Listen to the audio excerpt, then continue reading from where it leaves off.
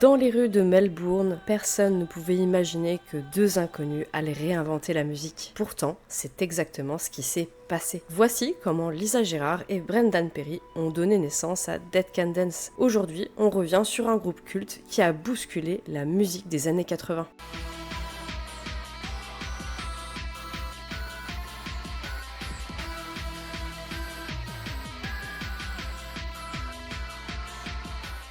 Brendan Perry est né le 30 juin 1959 dans le quartier de Whitechapel à Londres. Sa mère est irlandaise et son père est londonien. Il grandit dans un quartier ouvrier de l'Est, environnement modeste et populaire. Il a une éducation religieuse très stricte et il a été même enfant de chœur. Le premier choc musical de Brendan Perry est une boîte à musique, une simple boîte à musique. Il décrit la mélodie tournante comme une expérience hypnotique qui l'a marqué à vie. À l'adolescence, il finit par rejeter la religion d'une manière assez violente. Cependant, son rapport à la spiritualité, à la liturgie et à la musique sacrée reste malgré tout. En 1973, alors qu'il a 14 ans, toute sa famille déménage à Auckland en Nouvelle-Zélande. Il est inscrit là-bas dans une école catholique mariste à Ponsonby. C'est d'ailleurs l'âge où il commence la guitare acoustique. Il apprend seul et sans professeur. Il joue d'ailleurs de la guitare avec des camarades maoris et polynésiens. Il se retrouve pendant les pauses pour échanger des riffs et jouer des standards comme Hey Joe, Hey Joe, where you going now? Running your head. Il découvre le rythme polynésien qui l'influence profondément. À 17 ans, il rejoint The Scavenger, un groupe de punk, en tant que bassiste. Il ne savait absolument pas jouer de la basse, c'est la première fois qu'il en jouait. Mais il y a une mauvaise ambiance dans la scène punk locale, il y a beaucoup de bagarres, d'overdoses et d'autres problèmes. Il décide alors de partir en 1978 à l'âge de 19 ans pour Melbourne. Là-bas, le groupe se renomme et devient The Marching Girls. Perry quitte finalement le groupe en 1980 pour suivre sa propre vision musicale. Ils se mettent à la percussion, au synthé et au tape loops. Et c'est là qu'il fréquente la Little Band Scene où se trouve Lisa Gerrard. Lisa Gerrard est née le 12 avril 1961 à Melbourne en Australie dans le quartier de Prahran, qui est un quartier multiculturel avec notamment des communautés arabes, turques ou encore grecques. Elle vient d'une famille d'origine irlandaise. Son père, un constructeur irlandais, joue un rôle majeur dans son éveil artistique. En effet, il avait une affinité pour la poésie et pour le chant. Il chantait tout en se promenant dans la maison et cette présence vocale a contribué à façonner son rapport intime à la musique. Notons que le sean-nós, un chant traditionnel irlandais, faisait aussi partie du quotidien familial. Depuis qu'elle est petite, Lisa Gerrard chante dans une langue étrange qu'elle mènera jusqu'à Dead Can Dance. D'ailleurs, elle refuse l'étiquette qu'on lui colle à chaque fois qu'on lui dit que c'est de la glossolalie. Elle dit que c'en est pas. Petite, elle explore différentes approches musicales et commence à jouer du yanking, un dulcimer chinois, qui deviendra l'un de ses instruments signature. Enfant, elle aimait se retrouver dans la nature pour aller camper parce qu'elle trouvait ça beau mais aussi difficile de trouver du bois, de faire un feu de camp, d'avoir froid. Et finalement, elle a toujours eu ce rapport avec la nature, même dans ses albums. Tous les dimanches, c'était le rituel. Elle allait à la messe le matin, elle retournait manger à la maison pour le déjeuner. L'après-midi, elle se consacrait à la poésie et au chant. Toute son enfance était très structurée. Elle dit d'ailleurs au sujet de Dieu: « J'ai une relation très étroite avec Dieu. Je crois, je considère Dieu, je considère un créateur, je considère une merveilleuse énergie d'amour et d'énergie universelle. Je considère cela. Mon travail n'est pas religieux. Les gens ont dit que c'était spirituel. Je ne crois pas qu'il soit spirituel. Je crois qu'il est très humain et se connecte au tissu humain. J'écoute parfois de la musique en la trouvant grandiose. Mais grandiose n'est pas spirituel. Pas dans ma compréhension. Le spirituel, pour moi, est une relation silencieuse de sanctuaire sacré avec qui et où nous sommes dans un sens existentiel, nous connectant avec la nature et nous connectant à l'univers, nous connectant avec Dieu dans la prière, ou simplement en nous unissant aux animalistes et à la création elle-même. C'est donc quelque chose de séparé du chant. Lorsqu'elle est enfant et adolescente, Lisa Gerrard n'a pas accès à des disques ni à la culture pop de l'époque. Elle se nourrit exclusivement de ce qui se passe dans sa communauté et dans la rue. Plus tard, elle joue un rôle central dans la Little Band Scene de la ville. Elle dirige le groupe de post-punk Microfilm et elle joue aussi dans Junk Logic. La Little Band Scene est un mouvement musical de post-punk expérimental apparu à Melbourne à la fin des années 70. Les musiciens formaient des petits groupes temporaires, parfois juste pour un concert. Les membres changeaient constamment d'un groupe à l'autre et l'objectif n'était pas de faire carrière, c'était uniquement de l'expérimentation. Et c'est à ce moment-là qu'elle rencontre Brendan Perry qui fait donc aussi partie de cette scène. On peut imaginer la rencontre de ces deux-là dans un bar local de la ville. Brendan Perry complètement sous le charme de la voix de Lisa Gerrard. Et c'est le coup de foudre. Leur relation amoureuse commence et c'est totalement mystérieux. Ils ont su préserver ça, rien que pour eux. Ils n'en ont absolument jamais parlé. Quelque part, c'est assez beau. Ils se disent connectés aussi bien artistiquement que humainement, mais restent totalement secrets sur leur relation amoureuse. En 1981, Brendan Perry forme Dead Can Dance avec Simone Monroe à la batterie et Paul Erickson à la basse. Lisa Gerrard rejoint aussitôt le groupe. Le groupe a réellement une ambition. Il veut aller beaucoup plus loin, trouver un public, un vrai. Et la scène locale est trop fermée. Ils ne trouvent pas de label. L'Australie est loin de tout pour se produire.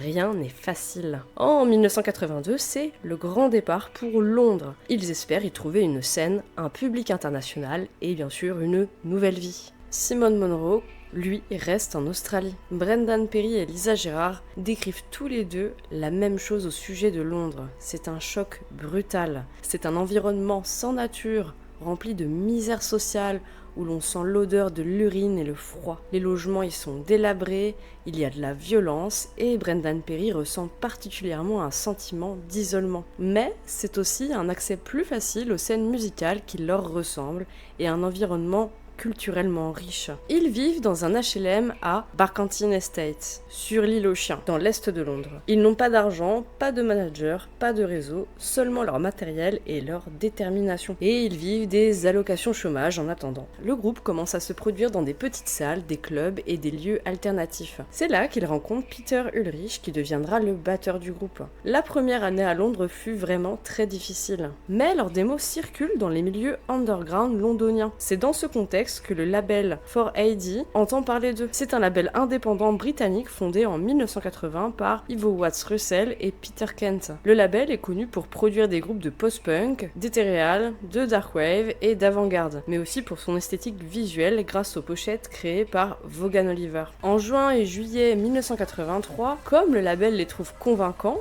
ils décident de les mettre en première partie du groupe X-Mal Deutschland, un groupe allemand. Le 17 octobre 1983, Brendan Perry, Lisa Gerrard et Peter Ulrich se rendent au bureau de 4AD à Alma Road et signent le contrat avec Ivo Watts Russell. Novembre 1983, Dead Can Dance part faire une tournée de 7 dates pour faire la première partie de Cocteau Twins. C'est sûrement un peu étrange pour eux de tourner aux côtés de ces groupes-là. Eux, ils voulaient créer une musique intemporelle et non occidentale, et ils cherchaient particulièrement à s'éloigner du punk, et n'ont jamais d'ailleurs revendiqué l'étiquette gothique ou autre. Février 1984 marque la sortie du premier album, simplement intitulé Dead Can Dance. Sa pochette montre un masque rituel asmat originaire de Nouvelle-Guinée qui annonce déjà l'intérêt du groupe pour les cultures anciennes et les symboles sacrés. Musicalement, l'album est encore traversé par l'énergie sombre et anguleuse de la scène goth post-punk londonienne. On y entend des guitares nerveuses, des lignes de basse tendues, une batterie sèche, des traces évidentes de l'époque australienne du groupe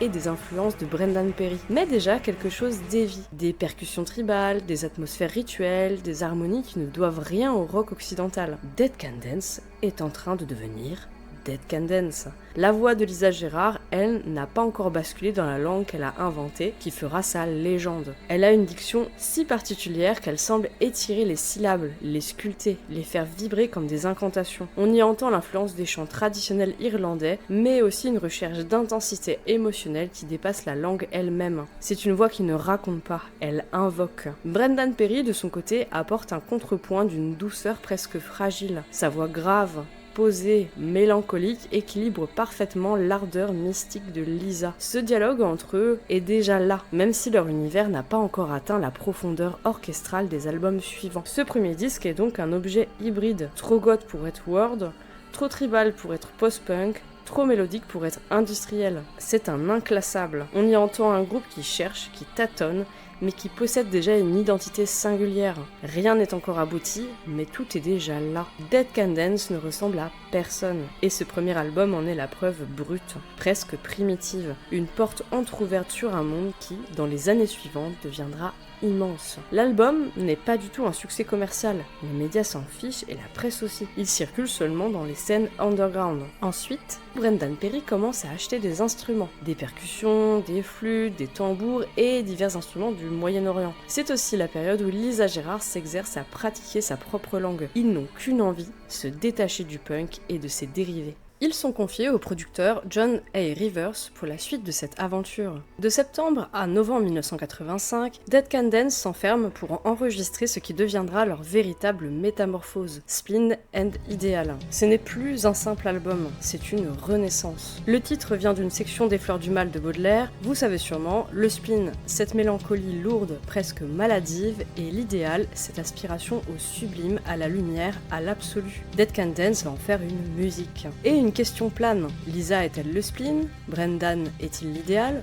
Ou l'inverse? La vérité, c'est qu'ils portent chacun une moitié. Lisa, la voix qui s'arrache au réel, Brendan, la gravité qui l'ancre. Deux pôles, deux forces, deux souffles qui se répondent. Ce qui est certain, c'est que Spleen and Ideal marque la fin définitive de leur période post-punk. Les guitares disparaissent, les rythmes rock s'effacent. À leur place surgissent des violoncelles, des timbales et des percussions orchestrales. Brendan Perry veut composer comme on construit une cathédrale, avec des masses sonores, des résonances, des couleurs. Une musique classique, presque au sens littéral du terme. L'ambiance devient mystique, presque liturgique. Lisa Gerrard abandonne l'anglais et laisse naître sa langue inventée.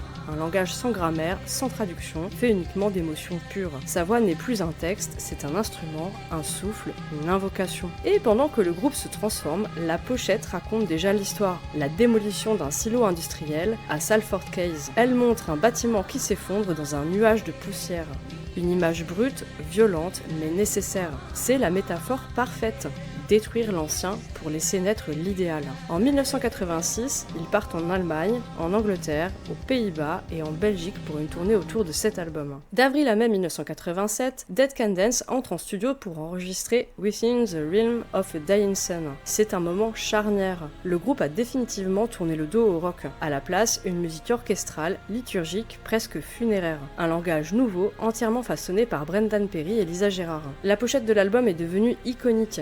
Elle représente la tombe de François-Vincent Raspail au cimetière du Père-Lachaise. Ce choix n'est pas décoratif, il est profondément symbolique. Raspail était un révolutionnaire, un humaniste, un scientifique et surtout un homme emprisonné pour ses idées. Son monument funéraire évoque à la fois la mort, la résistance, l'idéal et la transcendance. C'est exactement ce que raconte l'album. Un monde qui s'éteint, mais une lumière qui persiste. Une fin, mais aussi un passage. Le 27 juillet 1987, l'album sort officiellement et c'est un tournant majeur dans la discographie du groupe. Within the Realm of a Dying Sun est pensé comme un requiem, un cérémonial, une œuvre en deux mouvements parfaitement distincts. La première moitié est centrée sur la voix de Brendan Perry, c'est la partie terrestre, sombre, lourde, marquée par des cuivres graves, des percussions militaires, et des cordes. Les thèmes sont ceux de la chute, de l'adversité et du poids du monde. C'est une procession funéraire, un regard lucide sur la condition humaine. La seconde moitié est portée par Lisa Gerrard. C'est l'élévation, la lumière, le sacré, la transcendance. Sa voix, hors du langage, devient un instrument liturgique. Les cordes s'ouvrent, les timbales résonnent, on quitte la terre pour entrer dans un espace spirituel presque céleste. L'album raconte un passage. C'est cette architecture, cette dramaturgie interne qui fait que Within the Realm of a Dying Sun est l'un des albums les plus aimés de Dead Can Dance. Un disque qui ne raconte pas seulement la mort, mais ce qui vient après. On passe d'un monde mourant à la possibilité d'un idéal qui survit. De août à décembre, ils partent en tournée pour présenter cet album. Within the Realm of a Dying Sun ne fait pas la une des journaux. Dead Can Dance reste un groupe discret, en marge des circuits commerciaux. Mais dans la presse alternative, dans les fanzines gothiques et dans les cercles post-punk, l'album est immédiatement reconnu comme un tournant majeur. Le 24 octobre 1988 sort The Serpent's Egg. Il faut déjà se remettre au travail. L'album est enregistré, comme les précédents, dans leur appartement de l'Île aux Chiens. C'est aussi le dernier album réalisé alors que Brendan Perry et Lisa Gerrard formaient encore un couple. Paradoxalement, c'est un disque plus lumineux, presque ascensionnel, ce qui peut sembler étrange vu leur situation personnelle. Mais Dead Can Dance l'a souvent répété, ils ne mêlent jamais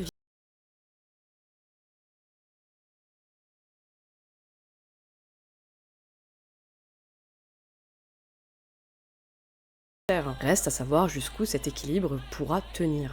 Brendan Perry a expliqué le titre de l'album. Sur beaucoup de photographies aériennes de la Terre, si tu la considères comme un organisme géant, un macrocosme, tu peux voir que la nature de la force vitale, l'eau, se déplace de manière serpentine.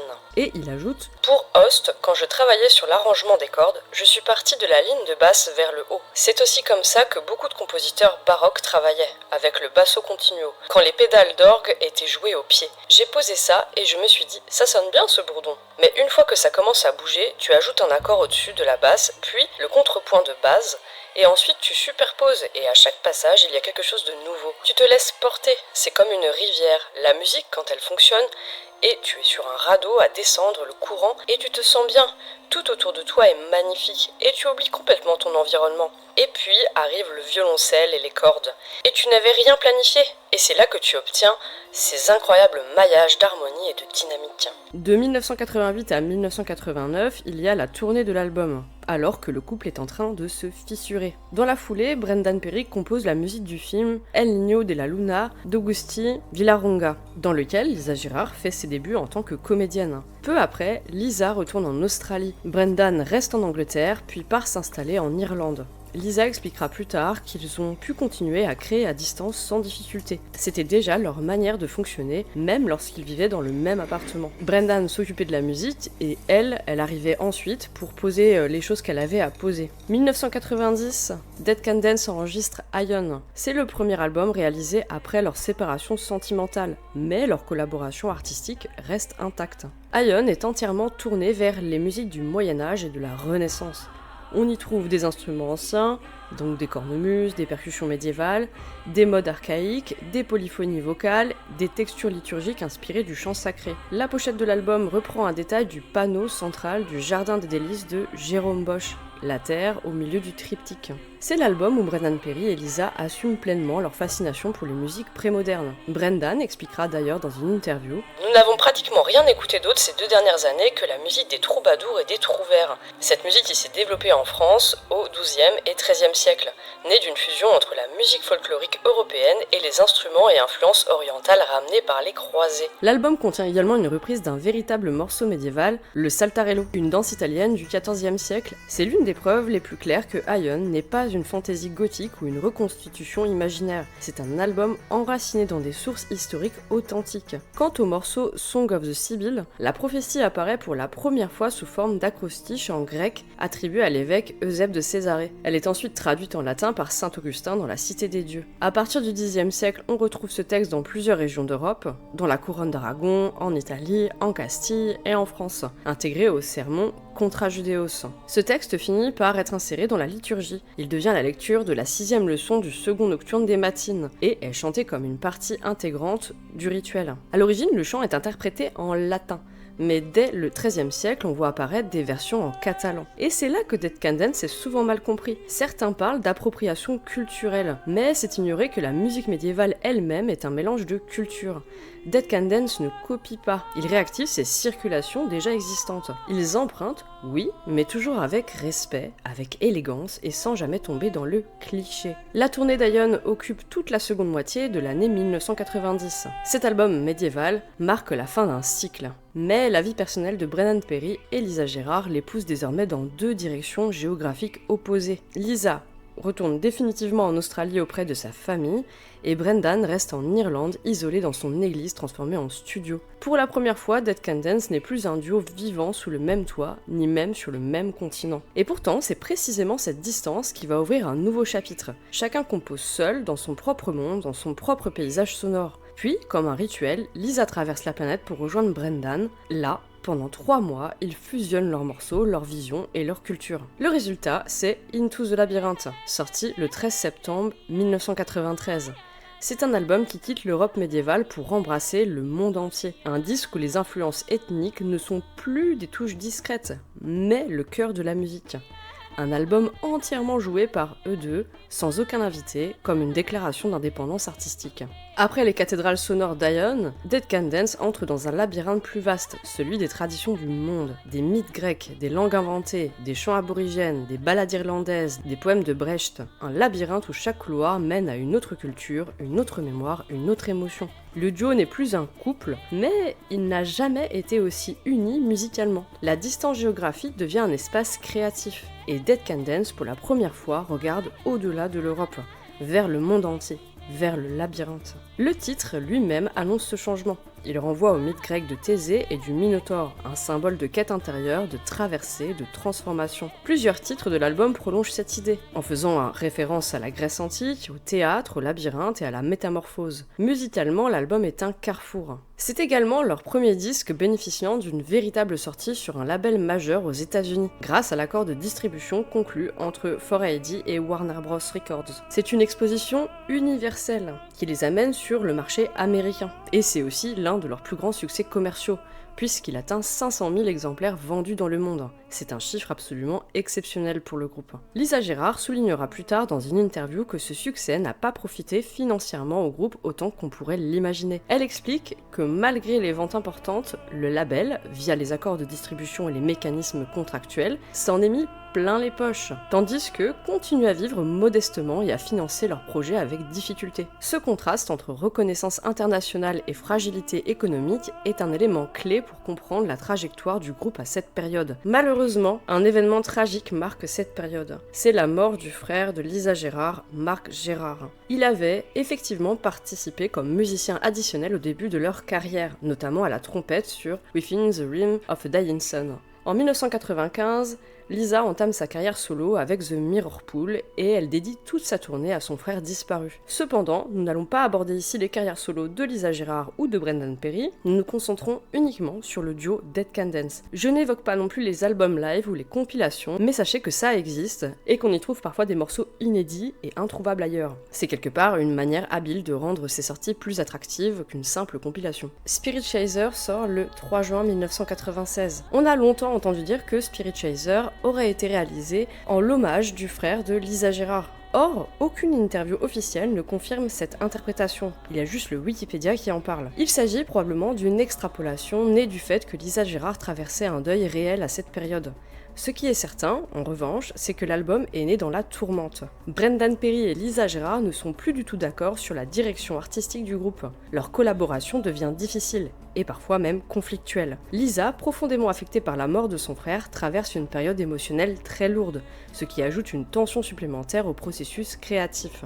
Spirit Chaser est un album entièrement centré sur le rythme, bien plus que les précédents. Brendan Perry le décrit lui-même comme une célébration des musiques du monde, des rythmes venus de partout et des cultures anciennes qui s'y expriment. L'album explore en effet des percussions afro-caribéennes, des polyrythmies sud-américaines, il y a aussi des influences comme le vaudou, la santeria, il y a des chants incantatoires et des structures cycliques proches de la trance. C'est l'album le plus tribal, le plus organique et le plus rituel de Dead Can Dance. Il marque l'abandon presque total des influences européennes qui dominaient encore Ion et Into the Labyrinth. Après Spirit Chaser, Brendan et Lisa tentent de travailler sur un nouvel album, mais le projet n'aboutira jamais. Lisa dira plus tard que cette musique était magnifique et méritait d'être revisitée. Et Brendan explique lui-même qu'il se souvient très bien des problèmes rencontrés. Les morceaux étaient écrits dans des signatures rythmiques étranges, avec des cycles difficiles à repérer. Lisa avait du mal à trouver où commençaient et où se terminaient les motifs rythmiques. Cela posait de gros problèmes de collaboration. Ils partent quand même en tournée en 1996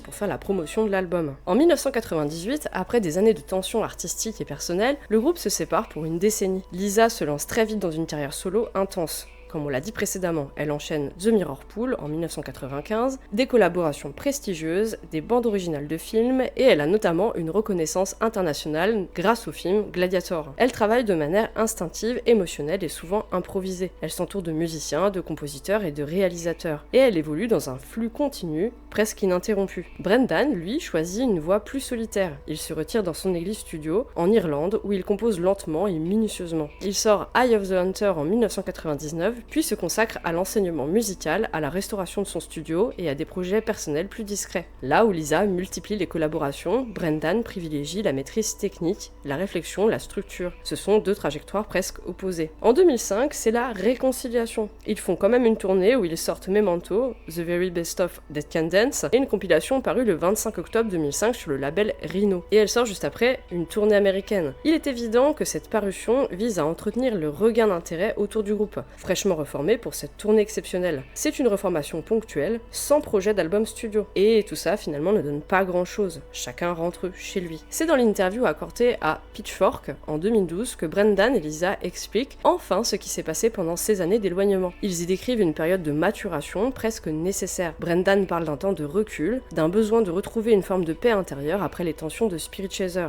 Lisa, elle explique qu'elle a exploré d'autres formes d'expression, d'autres collaborations, et qu'elle a appris à travailler différemment, plus librement. Tous deux insistent sur un point. Leur relation artistique fonctionne mieux lorsqu'ils respectent leurs différences au lieu de les combattre. Pitchfork souligne aussi leur manière de travailler, séparément d'abord, puis ensemble. Brendan construit les structures, les harmonies, les architectures rythmiques, et Lisa apporte les textures vocales, les émotions et les couleurs. Ils ne cherchent pas à suivre une mode, mais à créer quelque chose d'intemporel. Ils disent même que leur musique doit être hors du temps, détachée des tendances contemporaines. C'est dans cet état d'esprit qu'ils se retrouvent enfin en studio en 2011.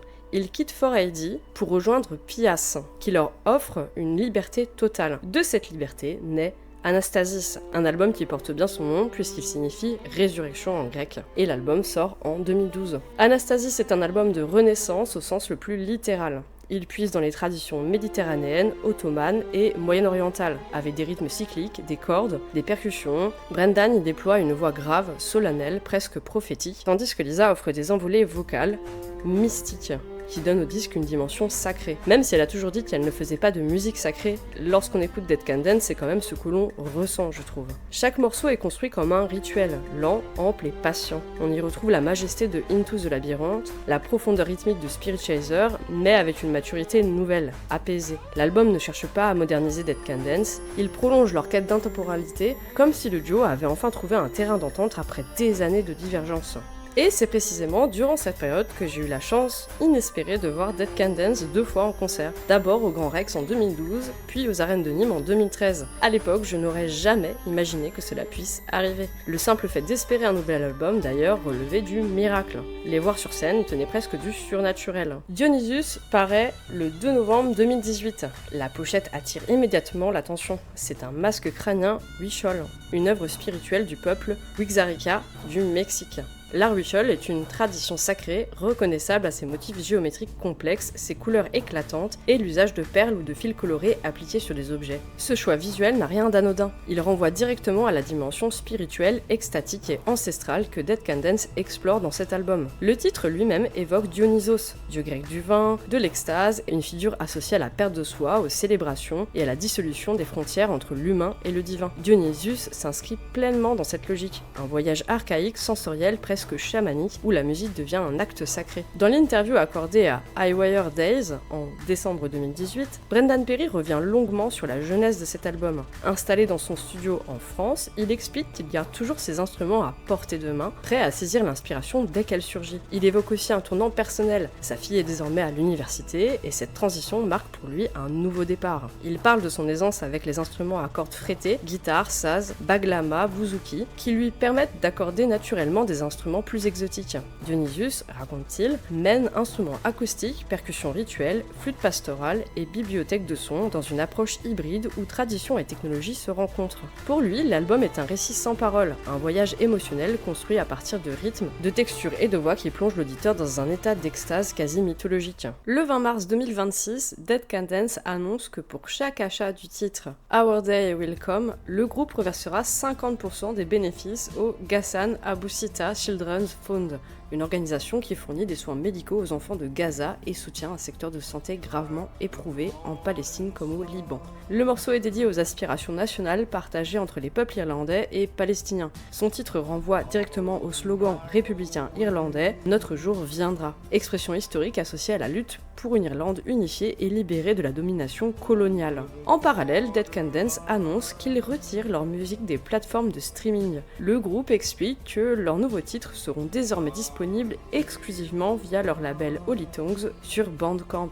Leur communiqué est sans ambiguïté. Nous avons décidé de ne plus soutenir les plateformes de streaming qui continuent d'exploiter les artistes et de promouvoir la musique générée par IA. Sauf que lorsqu'on se promène sur Bandcamp, on arrive à un fait problématique et contradictoire. La pochette est créditée Brendan Perry. Et je ne crois pas que Brendan Perry soit graphiste ou quoi que ce soit du genre. Il a même déclaré « Our Day Will Come, c'est le premier d'une série de morceaux qui seront publiés chaque mois au cours de l'année à venir. Pour toute cette série, j'utiliserai Midjourney et GIMP, respectivement pour la création des images et la mise en page graphique. » Alors, que pensez-vous de cette histoire et de l'utilisation de l'IA de manière générale au sujet de la création artistique? Devrait-il y avoir une sorte de distinction entre les arts, genre le visuel c'est ok mais pas la musique? En tout cas, je trouve ça bien dommage que Brendan Perry et Lisa Gerrard aient choisi de ne pas faire appel à quelqu'un pour faire leur pochette, alors que je pense qu'aujourd'hui ils en ont les moyens. On arrive à la fin de ce documentaire sur Dead Can Dance qui m'a demandé encore une fois pas mal de recherches puisque le duo n'est pas très bavard. Surtout Lisa Gerrard, je trouve.